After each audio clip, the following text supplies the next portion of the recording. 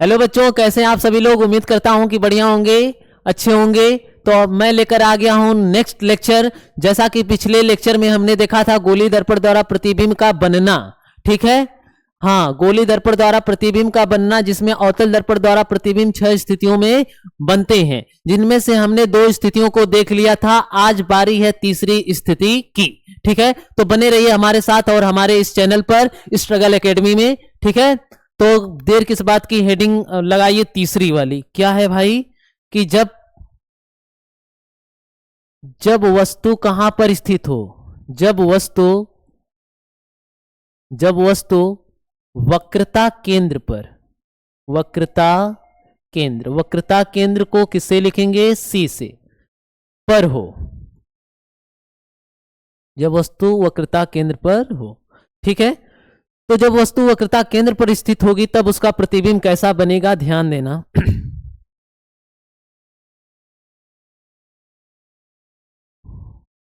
ये रहा अवतल दर्पण, ठीक है।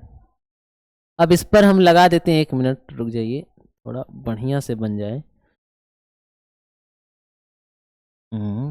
ठीक है। अब हम इस पर लगा देते हैं बाहर की साइड से पॉलिश।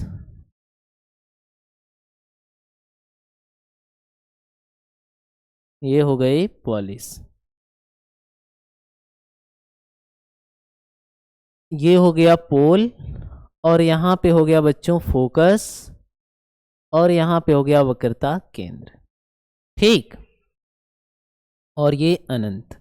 तो वस्तु जो थी पहले वक्रता केंद्र और अनंत के बीच में थी, वो दूसरा स्टेप था। अब तीसरा स्टेप ये हो गया कि अब वस्तु कहां पर आ गई है, वक्रता केंद्र पर। कहां पर बच्चों, वक्रता केंद्र पर, ठीक है।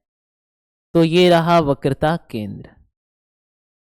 अब ऐसे प्रकाश की किरण गई, ठीक। अब 1 मिनट,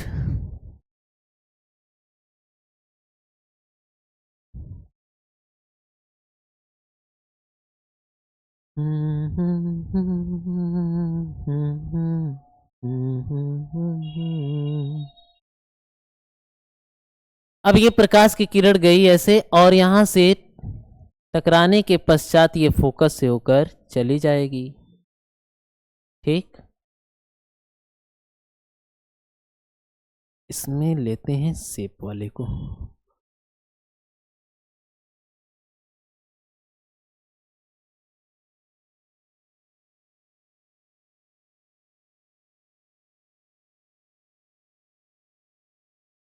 ठीक। फोकस को भाई ये काम करना, फोकस को थोड़ा सा फोकस इधर कर दो, ठीक।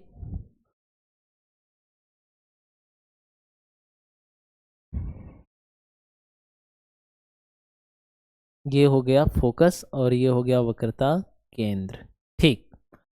अब दूसरी किरण आ रही है कहां से, दूसरी किरण आएगी अब फोकस से होकर। किससे होकर, फोकस से। अब फोकस से होकर आएगी तो ये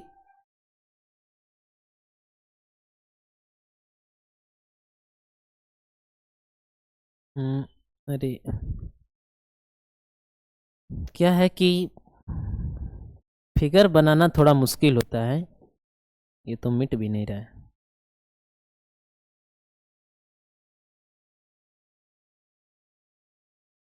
हम्म 1 मिनट रुक जाइए बच्चों।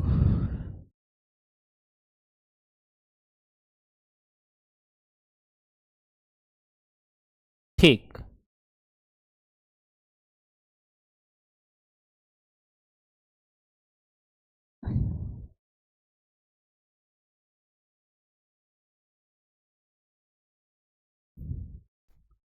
तो देखिए, एक किरण आ रही थी मुख्य अक्ष के समांतर, तो ये गोली अवतल दर्पण से टकराने के पश्चात ये फोकस से होकर चली गई। दूसरी फोकस से होकर आ रही है, तो ये फोकस से होकर आएगी तो अवतल दर्पण से टकराने के पश्चात मुख्य अक्ष से होकर चली जाएगी।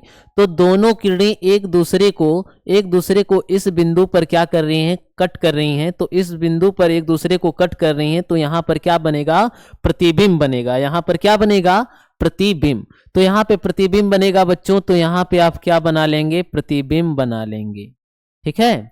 हाँ, ये हो गया प्रतिबिंब, और ऊपर क्या है, वस्तु। ये क्या है, वस्तु। ठीक। प्रतिबिंब है और ये वस्तु है। तो आइए परिणाम में देखते हैं, परिणाम क्या होंगे। पहली बात तो ये है कि जो प्रतिबिंब बना है, ठीक, वो वस्तु के बराबर बना है। ये वस्तु है, इसकी हाइट और प्रतिबिंब की हाइट दोनों क्या है, सेम है। तो प्रतिबिंब वस्तु के बराबर, प्रतिबिंब वस्तु के क्या है, बराबर है। अच्छा, दूसरी बात क्या है कि प्रतिबिंब जो बना है बच्चों, ध्यान देना, जो प्रतिबिंब बना है, ठीक, वो कहां पर बना है, तो प्रतिबिंब वक्रता केंद्र पर बना है। प्रतिबिंब सी पर बना है। ठीक। हाँ, वक्रता केंद्र पर बना है, सी वक्रता केंद्र। तीसरी बात कि प्रतिबिंब बना कैसा है, तो प्रतिबिंब बना है प्यारे बच्चों वास्तविक, और वास्तविक है तो साथ में उल्टा भी रहेगा, सीधी बात है, वास्तविक व उल्टा। ठीक, बात सीधी है लेकिन प्रतिबिंब उल्टा है। ठीक, कोई दिक्कत नहीं। अब बात कर लेते हैं रेखीय आवर्धन की।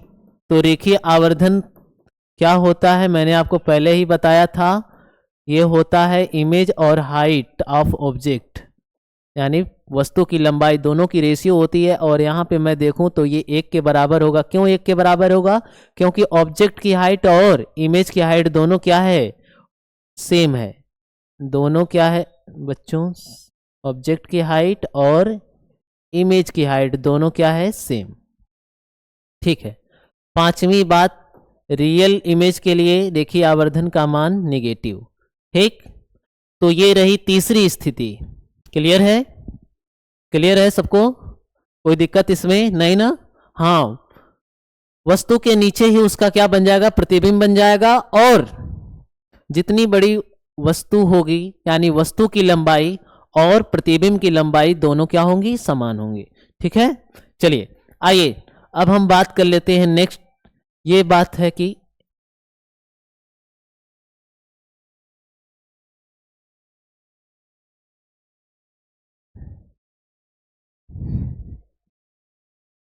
वेट कर लीजिए।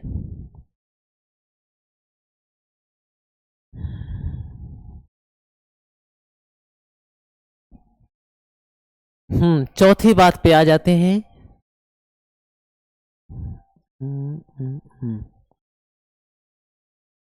चौथी बात यह है कि जब वस्तु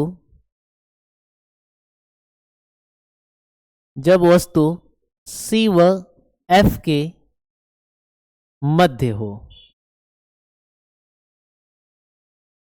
अब वस्तु एक स्टेप और आगे बढ़ गई, वक्रता केंद्र और फोकस के बीच में आ गई। ठीक है, तो चलिए बना लीजिए अवतल दर्पण।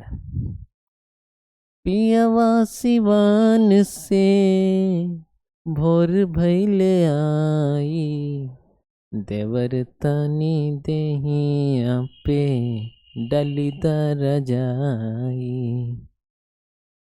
देवर तनी देहिया पे डली दरजाई। ये रहा M और N, इनको द्वारक कहते हैं। क्या कहते हैं, द्वारक कहते हैं। ठीक है, क्लियर है। अब वस्तु को कहां पे रखना है बच्चों, वस्तु को रखना है वक्रता केंद्र और फोकस के बीच में। तो चलिए देर किस बात की, यहां पे रख लीजिए वस्तु को। ठीक है, ये रही वस्तु। ठीक, अब इनसे प्रकाश की किरणें निकलेंगी और एक किरण गई मुख्य अक्ष के समांतर, मुख्य अक्ष के समांतर जाएगी तो सीधी सी बात है ये फोकस से होकर चली जाएगी। ठीक, दूसरी किससे जाएगी बच्चों, फोकस से होकर जाएगी, और फोकस से जो होकर जाएगी वो किससे होकर चली जाएगी, यहाँ पे थोड़ा डायग्राम गलत बन गया है।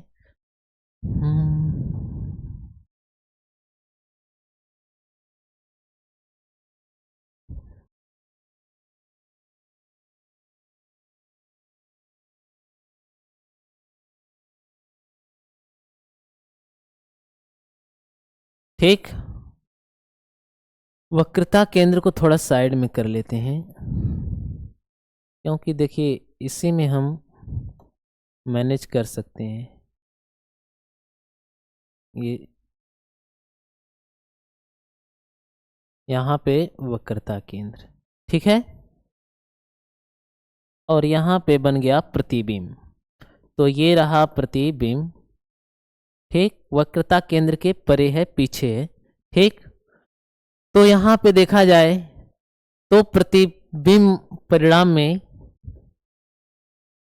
अगर हम आ जाएं तो इसमें देखिए जो प्रतिबिंब बना है प्यारे बच्चों, ठीक, वो वस्तु से बड़ा बना है। इस बार वस्तु से क्या हो गया है, बड़ा हो गया। प्रतिबिंब वस्तु से क्या है, वस्तु से बड़ा, ठीक।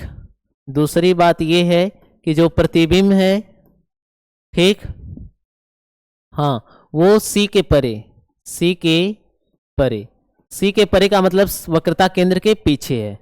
तीसरी बात यह है कि प्रतिबिंब वास्तविक है और साथ में उल्टा है, मुख्य अक्ष के नीचे है तो उल्टा है। अब बात कर लेते हैं रेखीय आवर्धन की, ठीक है।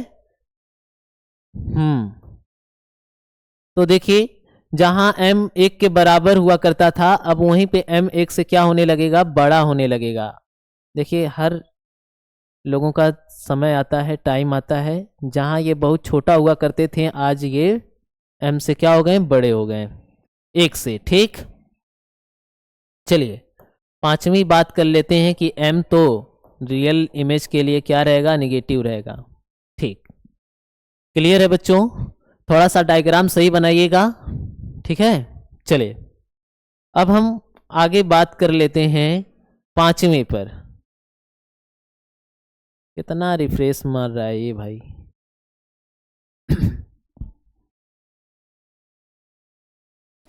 हाँ, नोट्स साथ में बनाते रहिए सभी लोग, क्योंकि नोट्स बहुत जरूरी हैं बच्चों। अगर नोट्स नहीं होगा तो कैसे रिवाइज करेंगे, कैसे पढ़ेंगे, कौन अपना आपका नोट्स देगा बताइए, कोई अपना नोट्स आपको नहीं देगा, ठीक है। तो मेहनत आपकी होगी तभी परीक्षा में जो है कि सफलता मिलेगी, ठीक है। चलिए देखिए अब स्थिति हो गई पांचवी स्थिति क्या हो गई, ध्यान देना कि जब वस्तु कहां पर हो जाए, जब वस्तु F पर हो, F पर मतलब फोकस पर हो, ठीक है। अब वस्तु F पर होगी, फोकस पर होगी, ठीक। तो उसका प्रतिबिंब कहाँ बनेगा, कैसा बनेगा, तो आप ख्याल करिए। सबसे पहली स्थिति कि जब वस्तु अनंत पर थी तो उसका प्रतिबिंब कहाँ पे बना था, फोकस पे। कहाँ पे बना था, फोकस पे, ठीक। अब वस्तु ही फोकस पे आ गई है तो प्रतिबिंब कहाँ चला जाएगा, अनंत पे। कहाँ चला जाएगा, अनंत पे, ठीक। तो ये मुख्य अक्ष के समांतर किरण गई और यहां से टकराने के पश्चात ये फोकस से होकर चली जाएगी, ठीक। ये फोकस से होकर चली जाएगी, ठीक। दूसरी किरण के लिए देखिए आप क्या करिए कि दूसरी किरण को लेकर आइए पोल पे। दूसरी किरण पोल पे लेके आइए। पोल से जितना एंगल बनाएगी उतना ही एंगल ये बनाते हुए चली जाएगी, ठीक।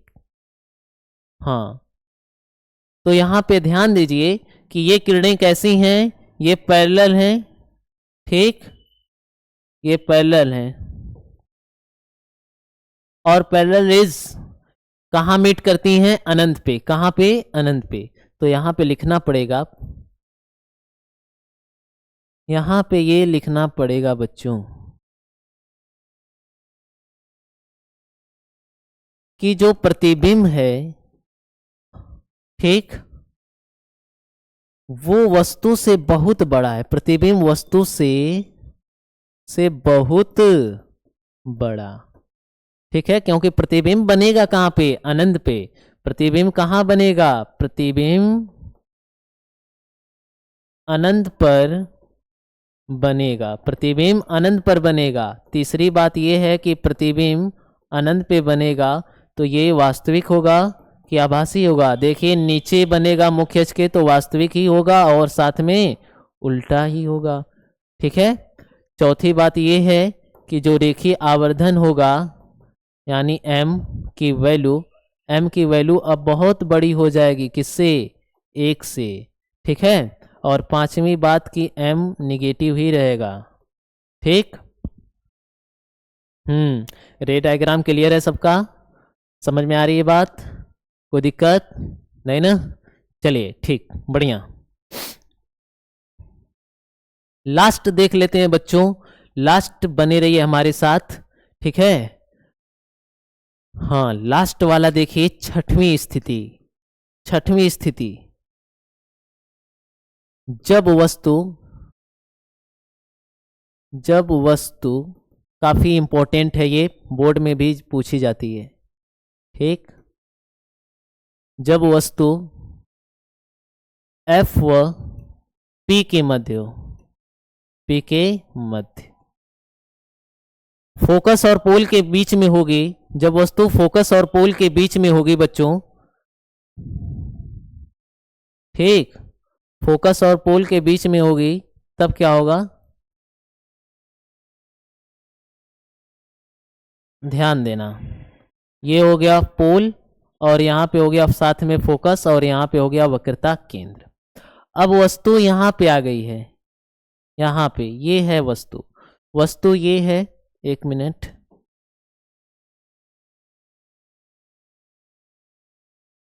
ये रही वस्तु, ये क्या है? वस्तु।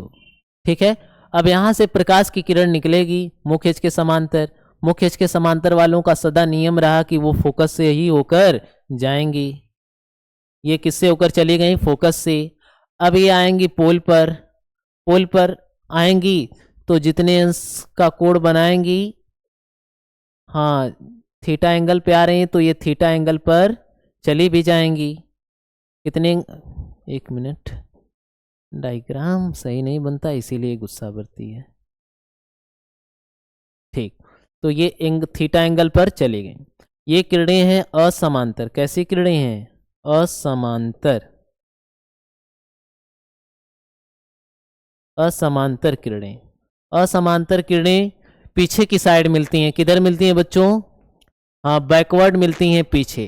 तो देखिए, जब इन किरणों को आप पीछे ले जाएंगे तो ऐसा लगेगा कि ये पीछे इधर से आ रही हैं। ये वाली किरण लगेगा कि ये वाली भी कहीं इधर से आ रही है। एक दूसरे को यहाँ पे क्या कर दी? कट कर दी। यहाँ पे जब एक दूसरे को कट कर दी हैं तो यहाँ पे बनेगा इनका प्रतिबिंब। क्या बनेगा? इनका प्रतिबिंब बनेगा। ये हो गया प्रतिबिंब, ये हो गया इस वस्तु का प्रतिबिंब। ठीक है, तो परिणाम में आ जाते हैं। हाँ, परिणाम देखिए क्या क्या इनके परिणाम है। तो देखिए, प्रतिबिंब जो बना है इसकी बात करते हैं। तो प्रतिबिंब वस्तु से क्या है? बड़ा है। प्रतिबिंब वस्तु से बड़ा है, लेकिन बहुत बड़ा नहीं है।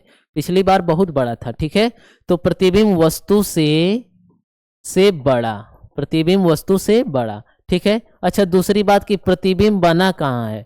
प्रतिबिंब दर्पण के पीछे। किसके पीछे बच्चों? दर्पण के पीछे। ठीक है, हाँ, तो प्रतिबिंब दर्पण के पीछे। और तीसरी बात यह है कि प्रतिबिंब, हाँ प्रतिबिंब जो है बच्चों आभासी है। कैसा है? आभासी। अरे, प्रतिबिंब आभासी। आभासी प्रतिबिंब क्या है? सीधा होते हैं। आभासी व सीधा। देखिए, आभासी है प्रतिबिंब। कैसा है बच्चों? आभासी है। ठीक है, हाँ, चौथी बात कर लेते हैं। चौथी बात में ध्यान देना। चौथी बात में ये है कि रेखीय आवर्धन की अगर मैं बात कर लूं, रेखीय आवर्धन की,